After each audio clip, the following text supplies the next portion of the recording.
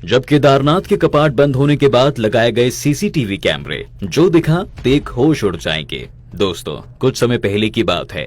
एक साधु केदारनाथ में होने वाले चमत्कारों को अपनी आंखों से देखना चाहता था, जिसके लिए वो पूरे 2 महीने पैदल चलकर केदारनाथ के दर्शन करने जाता है।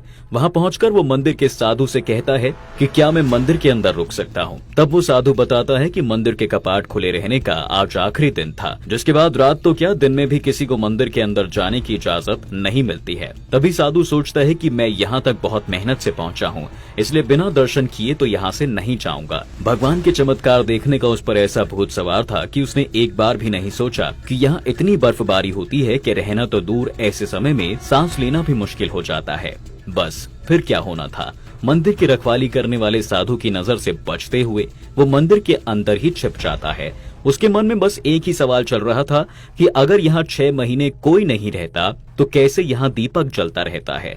आखिर कौन इसमें घी आकर डाल देता है। ऐसे ही देखते देखते मंदिर के अंदर साधु ने पूरे 6 महीने पूरे कर लिए। वहीं उसके पास अब खाने को भी कुछ नहीं बचा था। कुछ दिन तक वो अपनी भूख को भी सहन कर लेता, लेकिन एक समय ऐसा आया जब उसे अपनी भूख भी सहन नहीं हो रही थी।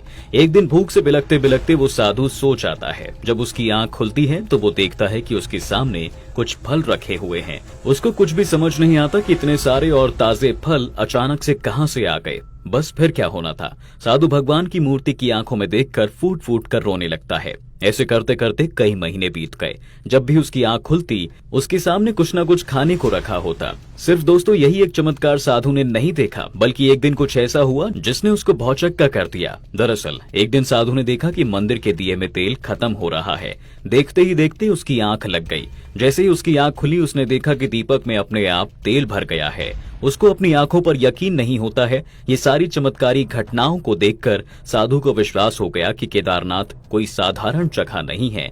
यहाँ कब कौन सा चमत्कार हो जाए कोई नहीं जानता। बस इन सब के बाद उसने मन बना लिया कि अब से वो केदारनाथ को ही अपना निवास स्थान बनाएगा और यहाँ से कभी भी लौट कर नहीं जाएगा। उसने अपने मन में पूरी तरह से भगवान केदार को बसा लिया था। धीरे धीरे बीतते समय के साथ उसको एहसास हो गया कि अब यहाँ से जाने का समय नजदीक आ रहा है। वो बैठकर बस यही सब सोच रहा था कि कैसे इतने भीषण सर्दी में भी उसका बाल भी बांका नहीं हो पाया, कैसे अपने आप उसके सामने रोज खाने की चीजें आ जाती थीं और कैसे हर रोज दीपक में अपने आप तेल भर जाता था। ये सभी सवाल उसके मन में घूम रहे होते हैं। तभी वो बेहोश हो जाता है।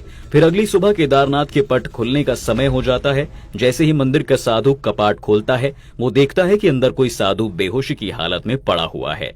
जिसके बाद उस साधु को एहसास हुआ कि मंदिर में मिला वो साधु कोई और नहीं बल्कि वो है जो 6 महीने पहले केदारनाथ के दर्शन करने के लिए उनसे विनती कर रहा था। इसके बाद साधु के मन में एक विचार आया कि कहीं इसने मंदिर से कोई सामान तो नहीं चुराया है। इस बात की पुष्टि करने के लिए साधु मंदिर के सीसीटीवी कैमरे को चेक करवाते हैं।